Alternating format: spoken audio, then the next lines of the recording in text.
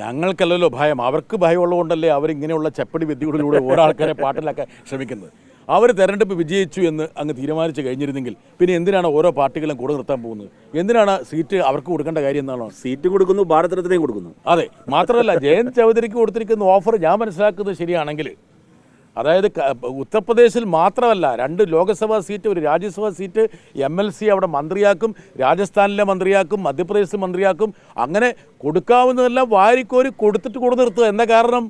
അവരുടെ പൊന്നാപുരം കോട്ടയായിട്ടുള്ള UP-യെക്കുറിച്ച് അവർക്ക് ഒരുപാട് ആശങ്കകളുണ്ട്. ആ ആശങ്കയില്ലായിരുന്ന പിന്നെ ഈ ജയന്ത് ചൗധരിയുടെ പുറകെ നടക്കേണ്ട കാര്യമുണ്ടോ? ഇത്രയൊക്കെ വാരിക്കോരി കൊടുക്കാൻ വേണ്ടി BJP പ്രേരിപ്പിക്കുന്നത് എന്താണ്? ഭയമാണ്, ആശങ്കയാണ്, പ്രതിസന്ധിയാണ്. ഇപ്പോൾ ഒരു മാധ്യമ ഗ്രൂപ്പിനെ കൊണ്ട് ഒരു സർവേ ഉണ്ടാക്കി. ആ സർവേയിൽ നിന്ന് പുറത്തു വന്ന ഫലമൊന്നും അത്ര സന്തോഷപ്രദമായിട്ടുള്ള ഫലമൊന്നും അല്ല. കഴിഞ്ഞ പ്രാവശ്യം കിട്ടിയ സീറ്റുകളൊക്കെ തന്നെ കിട്ടുള്ളൂ എന്നുള്ളതാണ്. അതിനപ്പുറത്തൊന്നും പോകുന്നതായിട്ട് കാണുന്നില്ല. ഈ സൃഷ്ടിച്ച പരിഭ്രാന്തിയാണ് ഈ പറഞ്ഞ BJP-യെ ഇങ്ങനെയുള്ള പാർട്ടികളെ വലവീശി പിടിക്കാൻ വേണ്ടിയിട്ട് പ്രേരിപ്പിക്കുന്നത്. യഥാർത്ഥത്തിൽ ഇത് പ്രതിപക്ഷത്തിൻ്റെ പ്രതിസന്ധിയല്ല കാണിക്കുന്നത്, ഇത് ഭരണപക്ഷത്തിൻ്റെ പ്രതിസന്ധിയാണ് ഇത് യഥാർത്ഥത്തിൽ തുറന്ന് കാണിക്കുന്നത്. എന്ന് പറഞ്ഞിട്ട് ജനങ്ങളെല്ലാം പോകുന്നു എന്ന് കരുതണ്ട. BJP-ക്കെതിരായി ജനം വരുന്നത് വിവിധ കാരണങ്ങളാലാണ്. ഒന്ന് തൊഴിലില്ലായ്മയിൽ നട്ടതിരിയുന്ന ആളുകൾ, വിലക്കയറ്റത്തിൽ നട്ടതിരിയുന്ന ആളുകൾ, സ്വകാര്യവൽക്കരിക്കപ്പെടുന്ന സ്ഥലങ്ങളിൽ നിന്ന് പുറത്താക്കപ്പെടുന്ന ആളുകൾ, അവരെല്ലാം ഈ ജയന്ത് ചൗധരി പോകുന്നതിൻ്റെ പുറകെ പോകുന്നു കരുതുകയാണോ?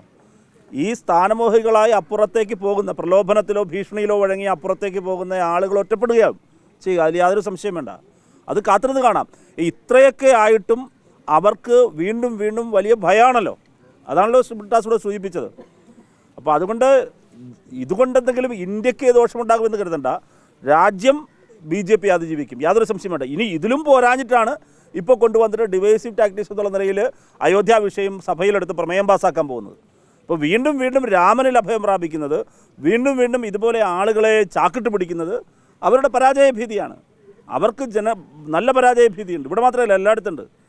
കാശ്മീരിൽ എന്താ ഇതൊരു ഇലക്ഷൻ നടത്താതെ? സുപ്രീം കോടതി പറഞ്ഞിട്ട് ഇലക്ഷൻ പ്രഖ്യാപിക്കുന്നില്ലല്ലോ. അപ്പോൾ കാശ്മീർ മുതൽ കന്യാകുമാരി വരെ BJP ഗവൺമെൻറ്റിന് അങ്ങേയറ്റത്തെ ഭയമാണ്, പരാജയ ഭീതിയാണ്. അയോധ്യ ചർച്ച ചെയ്യാത്ത ഏതെങ്കിലും ഒരു അവസരമുണ്ടോ?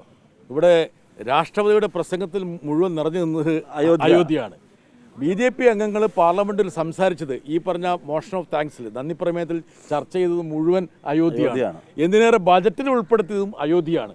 അയോധ്യയ്ക്ക് മേൽ ചർച്ചയ്ക്ക് സമയം കിട്ടാത്തത് കൊണ്ടാണോ? മണിക്കൂറുകളോളം BJP-ക്കാരെ ചർച്ച ചെയ്തു. പോരാ, വീണ്ടും ചർച്ച ചെയ്യണം.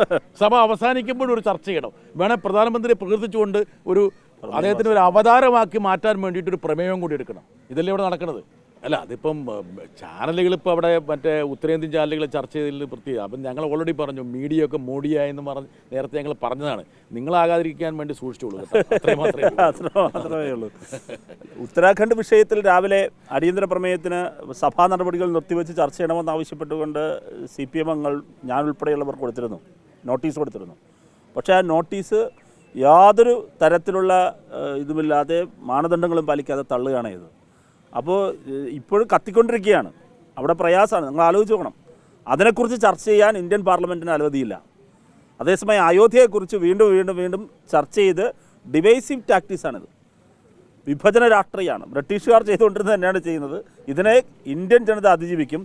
അതിലേറെ പ്രധാനപ്പെട്ടൊരു കാര്യം, ഏതെല്ലാം രാഷ്ട്രീയ പാർട്ടികൾ എന്തെല്ലാം തീരുമാനങ്ങൾ എടുക്കുന്നുവെന്ന് ജനം കാണുന്നുണ്ട്.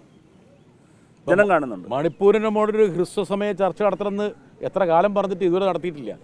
9 മാസം 10 മാസമായി ഒരു സംസ്ഥാനം കത്തിക്കൊണ്ടിരിക്കുകയാണ്. അതെ, അപ്പോഴാണ് ഒരു അമ്പലത്തിൻ്റെ മുകളിൽ പ്രധാനമന്ത്രിയെ പ്രശംസിക്കാൻ വേണ്ടി ചർച്ച നടത്താൻ വേണ്ടി തീരുമാനിച്ച്. ചർച്ച ചെയ്തോട്ടെ, അവർക്ക് കിട്ടുന്ന സമയത്ത് അവസരത്തിൽ ചർച്ച ചെയ്തല്ലോ. ഇനി അതിനുവേണ്ടി പ്രത്യേക ചർച്ച വേണോ? അതാണ് ഞങ്ങൾ ചോദിക്കുന്നത്. മാത്രമല്ല, ഒരു മതനിരപേക്ഷ ഭരണഘടനയുള്ള ഒരു രാജ്യത്ത് മതപരമായ ഒരു വിഷയം ചർച്ചയ്ക്കെടുക്കുന്നത് ശരിയല്ലെന്നുള്ളതാണ് ഞങ്ങളുടെ പാർട്ടിയുടെ നിലപാട്. അതുകൊണ്ടാണ് ഞങ്ങൾ ഇറങ്ങി വന്നത്.